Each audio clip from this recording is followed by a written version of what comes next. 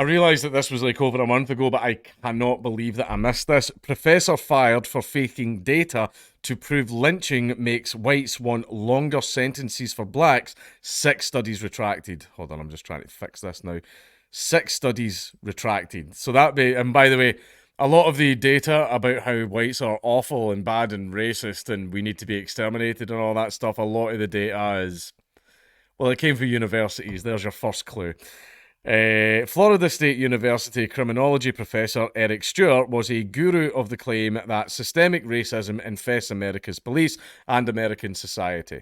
Now he's out of a job on account of extreme negligence in his research. Yes, negligence. I'm sure that's what it was.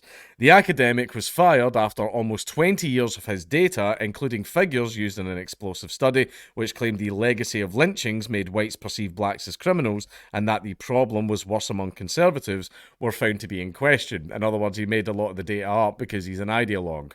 This man's not here to bring you facts and information. He's here to steer you towards his way of thinking. College authorities said he was being fired for incompetence and false results. Among the studies he has to retract were claims that whites wanted longer sentences for blacks and Latinos. I mean, I don't want longer sentences for certain races. For certain offences, fucking absolutely. Especially here in Britain, especially among child sex offences where people are just fucking getting away with it. It's strange, it's concerning. I wonder what's causing that. To date, 6 of Stewart's articles, published in major academic journals like Criminology and Law and Society Review between 2003 and 2019, have been fully retracted after allegations the professor's data was fake or so badly flawed it should not have been published. The professor's termination came 4 years after his former graduate student, Justin Pickett, blew the whistle on his research. So I wonder what happened there. He's realised this motherfucker's making all this shit up. Hold on. The studies fired expert data faked. Bleh. The studies fired expert fake data for. That makes grammatically that sentence makes no sense to me. School social bonds, school climate, and school misbehaviour, a multi-level analysis, 2003. Ethnic threat and social control, examining public support for judicial use of ethnicity in punishment, 2011. The social context of Latino threat and punitive Latino sentiment, lynchings, racial threat, and whites' punitive views towards blacks, 2018, you know, fucking when all this shit was first kicking off. The social context of criminal threat, victim race, and punitive black and Latino sentiment, a legacy of lynchings, perceived black criminal threat among whites.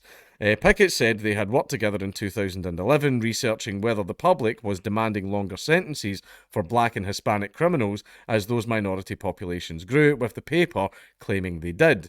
But Stewart had fiddled the sample size to deliver that result when the real research did not, Pickett said. And I would not be the tiniest bit surprised if this was happening all the way through academia.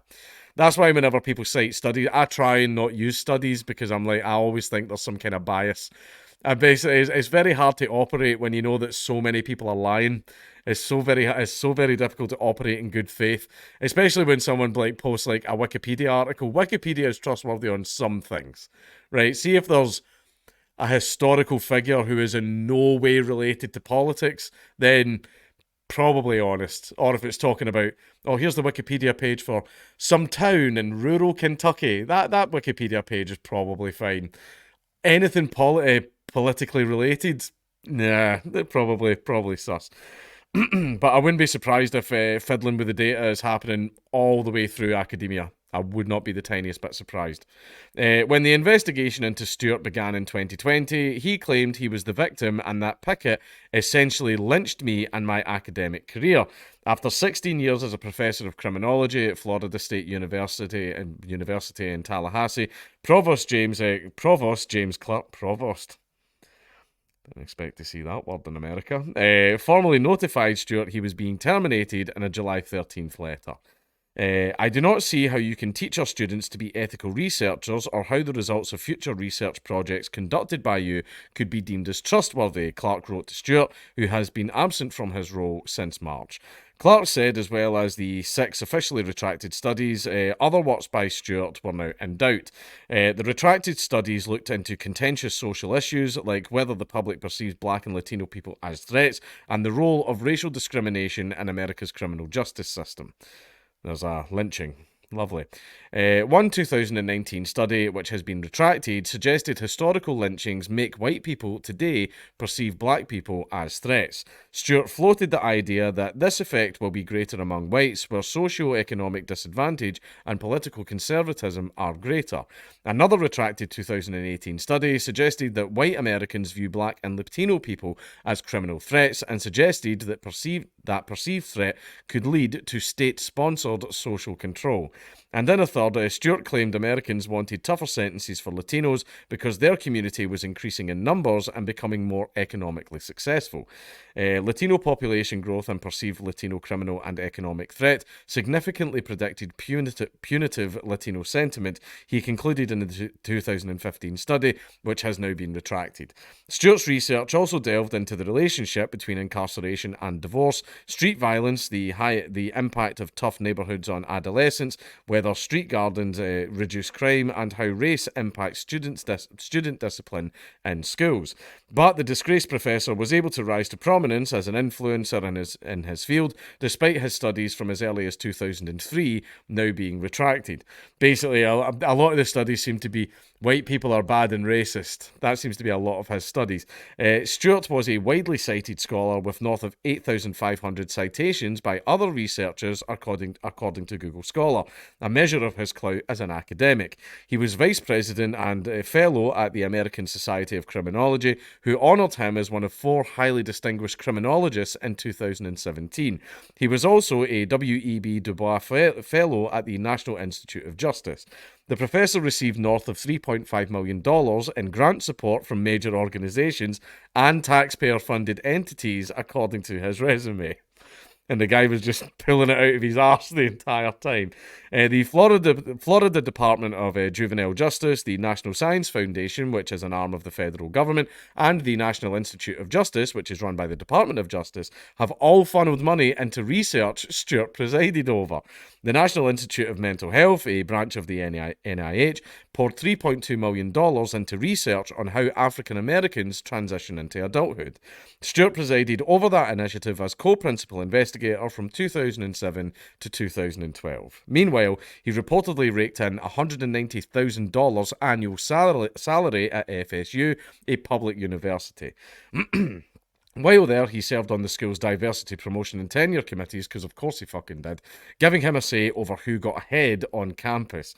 He even passed judgment on students accused of cheating and academic dishonesty themselves as a member of FSU's Academic Honour Policy Hearing Committee. The fire professor, 51, graduated from Fort Valley State University and earned his PhD from Iowa State University in 2000. His colleagues believed he would become an editor of Criminology, the premier journal in the field. The journal did not respond to a request for comment. FSU and Stewart also did not respond to requests for comment. Pickett declined to comment. Now, as for fudging the numbers in order to support an ideological narrative, well, it's called the Long March Through the Institutions for a reason. Basically, institutions have all been infiltrated by people with an ideology. They are now the people that are behind all of the research and studies that very often influence lawmaking. Because some countries, not everywhere, likes to look at studies before they pass any kind of laws or basically draft up any new legislation. So if you can get the studies, which means you are in control of the facts, you are therefore able to influence society at large. You can make them think and believe and ask for things. All you have to do is fudge some of the numbers, or in this guy's case, just outright fucking lie.